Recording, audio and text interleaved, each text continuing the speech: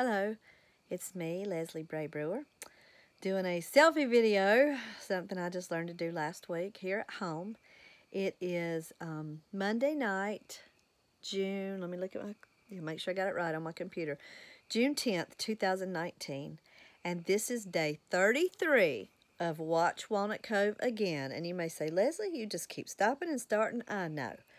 I had to stop for 2 weeks. It's a 50-day video series, and I had to stop for 2 weeks when I went out of town to Boston for a week and some other things, and then I picked it back up. And I think I picked it up on June 2nd, I believe. Yeah, that's right, June 2nd.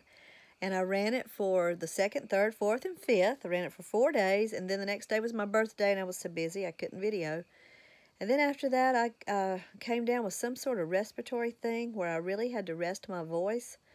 Was having bad coughing fits and was so hoarse I could barely talk. And I had to teach a Bible class Saturday night and Sunday morning at church. Obviously, I preached. So I was really trying to save my voice. So I'm sorry there were no videos. Sometimes life intervenes, but it's okay. Picked it back up. This is day 33 again, and June 10th. At this point, I don't know when it's going to end. I'm going to day 50, I do believe, but I'm not sure what day that'll be. We'll just play it by ear and see. But thanks for tuning in to a second year in a row where I'm asking people to watch our little town of Walnut Cove. Because we in Walnut Cove have a remnant of people who've been interceding for a long time, believing for a great move of God.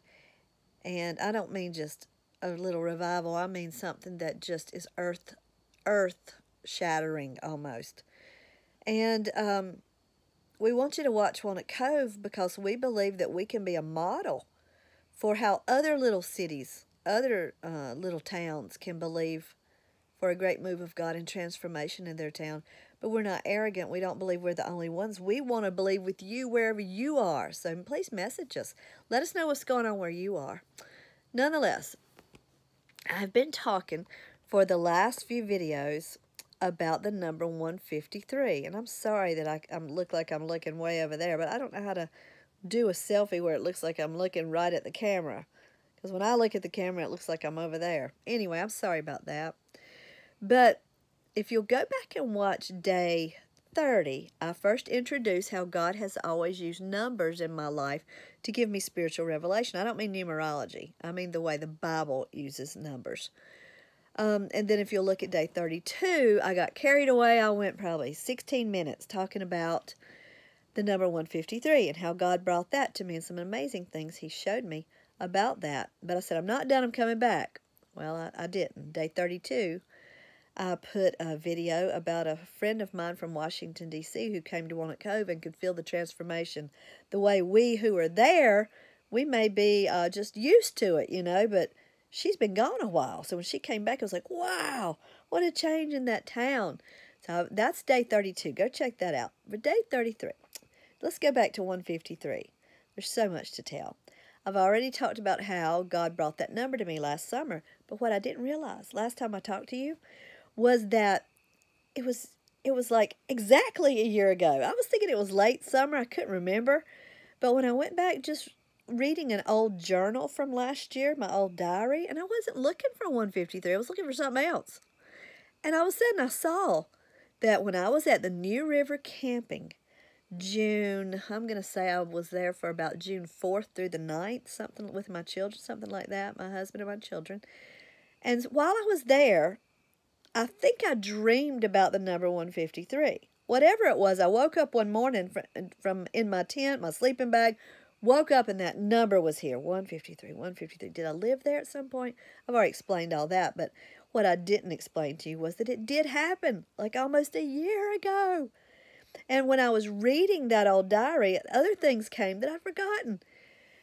Here's the progression. At the New River, one of those nights, I think I dreamed about the number 153 and began pondering it. I came home and, of course, went to the Bible and found that it was in the Bible in John 21, verse 11, when Jesus told them to go cast the net. They'd been fishing all night and didn't catch anything. He said, go cast the net on the right side. They pulled it in. They had 153 fish. We know that number is not in there by accident. I studied biblical scholars' ideas of this, and they all had some interesting things to say, but none of it resonated with me. Like, yeah, like this is it, 153. A lot of them were like they were really reaching to try to manufacture something it could mean. So nothing satisfied me last summer when that happened in June 2018. Well, after I came back from the New River, the very next Sunday, I believe, was June 10th, and we went to our church, the Well, and left early to go to my childhood church, Forest Chapel Methodist. And that's where we were going to honor my aunt with, going back to the old days of when she played the piano when I was a child. And in the church service, I whispered across the aisle, or kind of called across the aisle to my cousin Mark. I said, hey, I know what song you want to sing, the one that was our favorite back when we were in the youth choir, 153, Love, Mercy, and Grace. And then I went, there's that number again. It was new to me then. I had just dreamed about it a few nights before. I'm like, there's that number again. Well, I still didn't say anything to anybody much except my children and my husband. And on June 19th, my family was interceding here at home for my daughter Chelsea, who was very, very sick with a mysterious problem. And my daughter Megan, the oldest daughter, messaged me on Facebook and said, hey, you need to study Juneteenth. I said, what is Juneteenth? She said, Juneteenth is the official holiday in America that celebrates the official end of slavery. The Civil War did not end slavery. You think it did? It didn't. But slavery was still going in Texas until June 19th, 1865. So now we celebrate that as the official end of slavery. We call it Juneteenth. Well, last year, when Megan first turned me on to that holiday, I was like, this is so cool. I love this. I realized it's the 153rd anniversary of Juneteenth. Think about it. 1865. Last year was 2018. 153 years. And I'm like, there's that number again.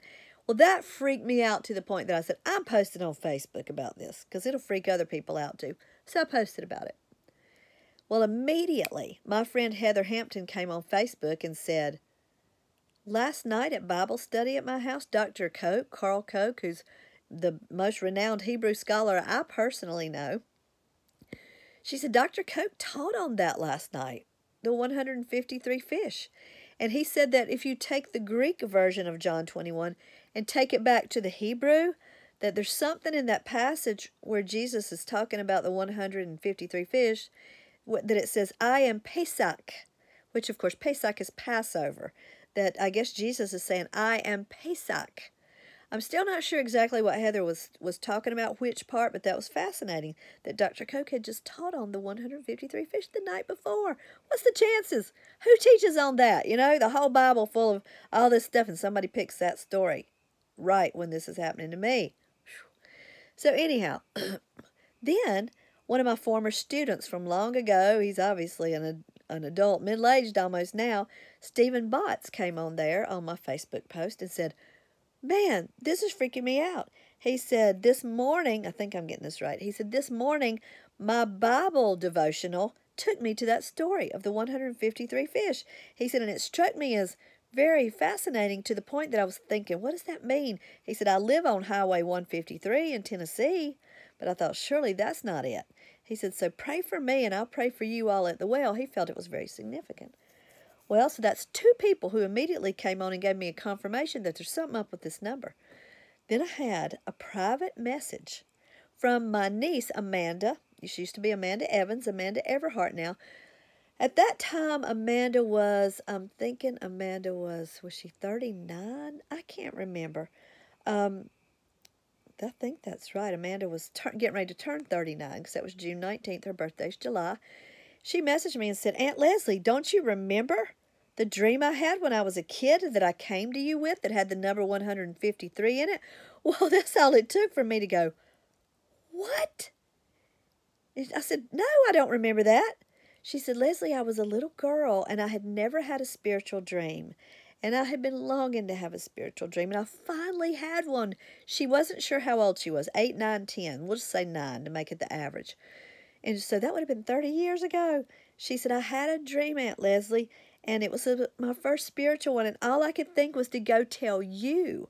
She said, because your name was in the dream. Oh, She had a dream about the number 153 and my name was in it 30 years ago. I said, Amanda, tell me this dream. She said, I don't remember it well. She said, I know that I went to the old sanctuary of our church in Winston where we sat on the right. She said, I came to you. And she said, you were listening intently and seemed real interested. And I was so excited to tell you my dream. She said it was in a wooded area with a road going through the wooded area. And there was like a chain fence. I don't know if it was a chain link or just a chain across the road. And she said there was a lizard. And somebody was trying to throw the lizard over the chain link fence. And she said the lizard had a paper tag around its neck with that number on it, 153. And she said, I didn't see you in the dream, but somehow your name was in the dream. And she said, so the lizard was being thrown over the fence. And I said, Amanda, what was my reaction back then? Because I have no memory, zilch, of that dream. 30 years, long time. And she's a lot younger than me. She can remember it. She said, Aunt Leslie, you were real interested and you just kept repeating that number, 153, 153. And you said to me, I'm going to remember that number because for some reason, I may need to know it in the future. I'm going to hold on to this number for the future. That was 30 years ago. Imagine my shock when my niece Amanda told me that she remembered that dream. She said the dream started coming back to her as soon as she read my post about the number 153 becoming just obsessively in my life. Well, there's more to tell, but I've already been 11 minutes, and I don't want to go much longer. So God willing, I can make another video tomorrow that tells you some even more fascinating things about that number and how I preached about it for the second Sunday in a row this past Sunday. So thank you for tuning in. Thank you for watching Walnut Cove. And if you're scratching your head going, what is this number? And all her stories about this number have to do with Watch Walnut Cove. Because I know that I am called to be a bearer of revival, a bringer of revival in Walnut Cove.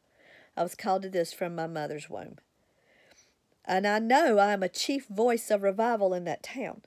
So if God has given me this number, 153, and is giving me revelation on what it represents biblically and with regard to the great outpouring at the end of time, the last great revival on earth, if he's given me revelation on that, then it pertains to Walnut Cove and what I'm called to do there and all the people who've been there interceding for great revival all this time. So that's what it has to do with Walnut Cove, and it'll make more sense even more so tomorrow. Thank you for watching. I love you all. Thank you for watching Walnut Cove, and I will talk to you tomorrow, God willing, and I believe it is His will that we finish this series. Love you all.